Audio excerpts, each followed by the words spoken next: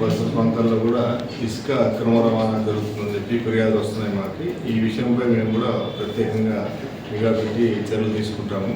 Licence లేకుండా ఇసుక రవాణా చేసిన తర్వాత పర్మిటెడ్ టైంకి ముందు కానీ తర్వాత కానీ, అంటే ఎర్లీ మార్నింగ్ కానీ లేట్ నైట్ కానీ ఇసుక రవాణా చేసినా కానీ అట్టి ట్రాక్టర్ల మీద కేసు నమోదు చేస్తాము.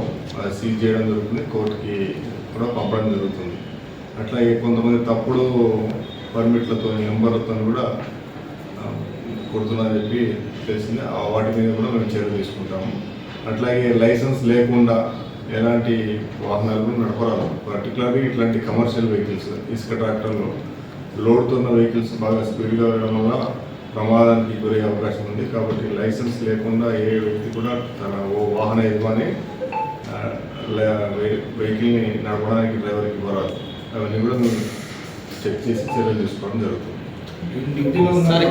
నమోదు చేయడం జరిగింది. పోలీసు విధి నిర్వహణలో ఉన్న పోలీసుపై దౌర్జన్యపూరితమైన వ్యవహారం చేసినందుకు కేసు నమోదు చేయడం జరిగింది. అక్కడ వెహికల్ కూడా సీజ్ చేయడం జరిగింది. ఆ కేసులో వాళ్ళని అరెస్ట్ చేసి కోర్టు ముందు ప్రొడ్యూస్ చేయడం జరుగుతుంది.